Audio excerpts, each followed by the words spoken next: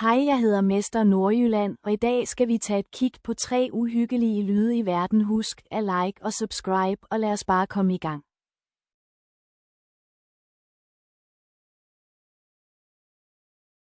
Nødsirenen.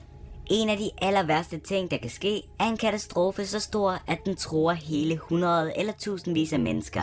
Det kan være alt fra orkaner, tsunamier og atomangreb. Til sådan nogle store katastrofer er en advarsel nødvendig. En advarsel, der lyder så uhyggelig og skrækkelig, at den kan få enhver til at stoppe, hvad det er i gang med, og begynde at gå i panik. Jeg snakker selvfølgelig om nødsirenen, som bliver brugt til at varsle mod de allerstørste trusler.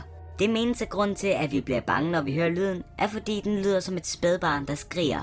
En lyd, som vi gennem evolution har lært er et dårligt tegn. Her er lyden.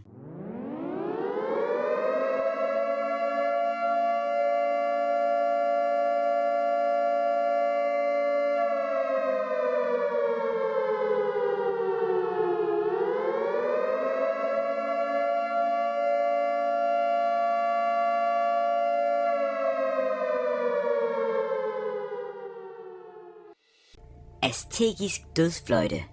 Aztekerne var et amerikansk folk, der levede i Mexico fra 1300 til 1521. De tilbad mange af deres solguder og andre guder i form af hellige dyr, som for eksempel slanger, fugle og edderkopaber. Aztekerne udviklede en helt speciel fløjte, der blev kaldt dødsfløjten. Det vides ikke helt præcist, hvad den blev brugt til, men det spekuleres, at den kunne have været brugt til at skræmme fjenden i kamp, eller endda, at den blev brugt under ofringer til guderne. Uanset hvad, så producerer fløjten en skrækkelig lyd, som kan få det til at løbe dig koldt ned ad ryggen.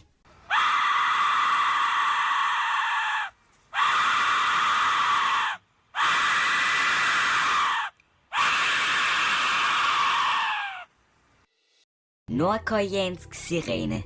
Nordkorea er en af de allermest lukkede lande i verden, og de fleste folk ved, at det er et forfærdeligt land at bo i.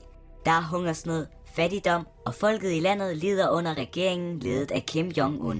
Hovedstaden Pyongyang er en af de eneste steder, der ser velhavende ud. Men det er bare en illusion.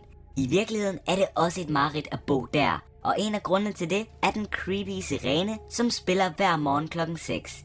Der bliver spillet en gammel nordkoreansk folkesang, men gennem de gamle højttalere lyder det meget foruroligende. Forestil dig at vågne op hver morgen til denne musik.